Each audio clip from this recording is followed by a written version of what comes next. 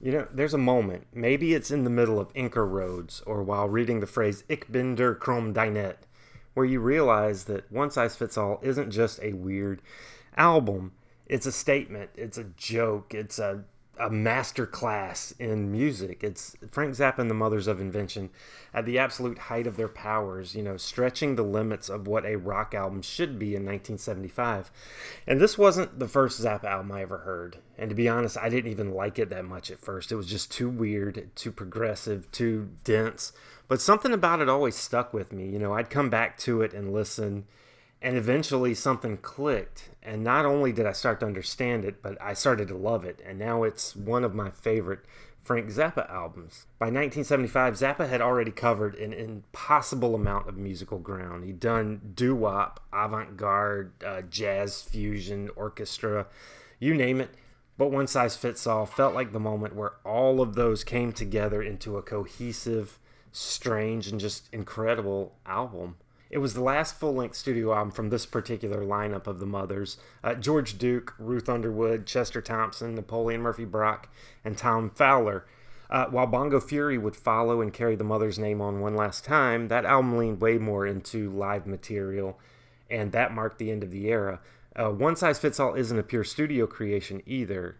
Inca Roads, for example, was famously put together from multiple live performances, but it still stands as a final, polished, fully arranged project that captures the creative chemistry of the band. It also features a couple of great guest appearances. Johnny Guitar Watson can be heard on San Bernardino and Andy, and then Captain Beefheart, who's credited under the alias Bloodshot Rollin' Red. He drops in and plays harmonica on San Bernardino. But even the cameos feel like perfectly chosen puzzle pieces in this weird musical puzzle. The album opens with Inca Roads, which is, let's be real for a second, one of the most insane and brilliant pieces of music ever put together. I'd actually say assembled, because that's exactly what Zappa did. The foundation of the track comes from live performances, particularly from a TV recording and then shows in Helsinki. But that jaw-dropping George Duke solo, that was performed live. And then Zappa, in typical fashion, went into the studio and stitched it all together, adding overdubs and edits to make it seamless. And the result is this warped space fusion epic that shifts time signatures like it's trying to solve a Rubik's Cube while still telling jokes. And somehow it still grooves. It shouldn't work, but it absolutely does. And then you've got these little short tracks like Can't Afford No Shoes, which packs some social satire into a bluesy, stomp. It's quick, it's dirty, and then it's gone before you even realize how brilliant it is. And then Pajama People is one of my personal favorites.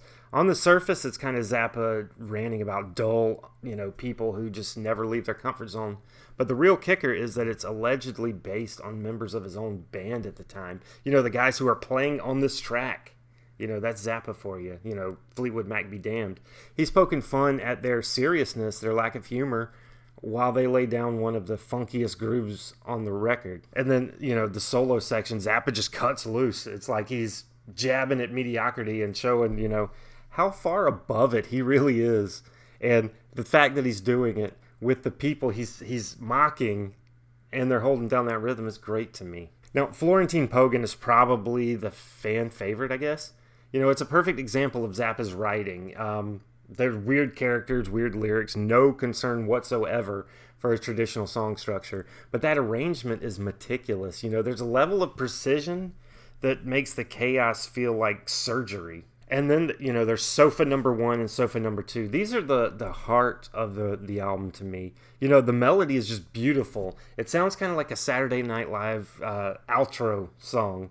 It's like Zappa lets his guard down for a second. And then, of course, he decides to sing in German about divine furniture. That tension between sincerity and satire is what makes Zappa so compelling. You don't know where the line is, or even if there is one. The deeper you get into the album, the more you realize just how much fun Zappa was having, while also showing off just how far ahead he was. Andy is funky. It's full of left turns. And then you've got something like Evelyn, a Modified Dog, which is a minute piano and vocal piece about a poodle that, it somehow just sticks in your head longer than most songs do.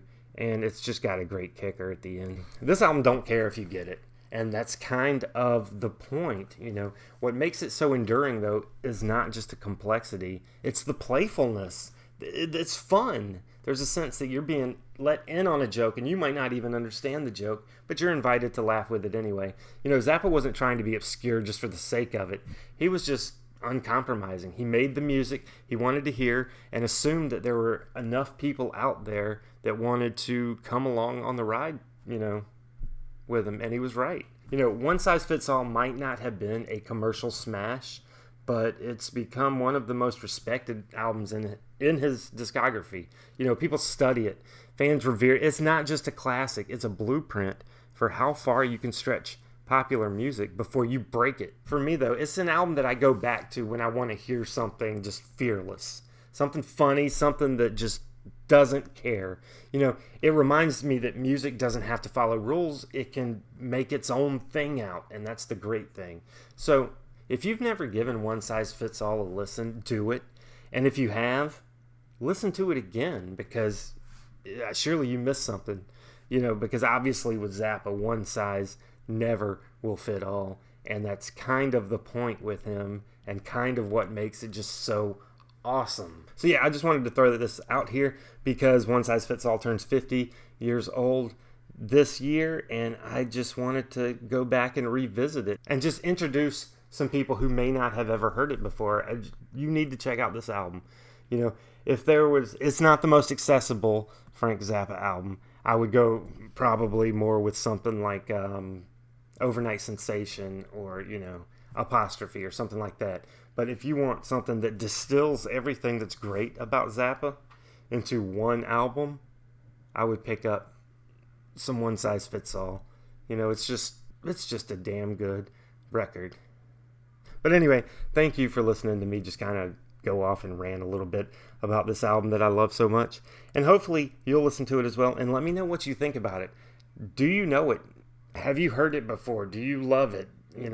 Let me know. If you've never heard it, check it out and tell me what you think about it. Because, you either get it or you don't.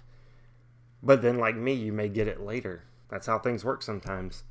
But anyway, thanks for hanging out. Do me a solid. Do the YouTube thing. Like, subscribe. All that stuff really helps out. I'm trying to get to that 1,000 mark. That magic 1,000 mark. Trying to get there just like everybody else, And I also have a Patreon. Feel free to join in over there and join these super awesome rock stars because they're super awesome and they're great. So I'll see y'all next time. Stay fresh, cheese bags.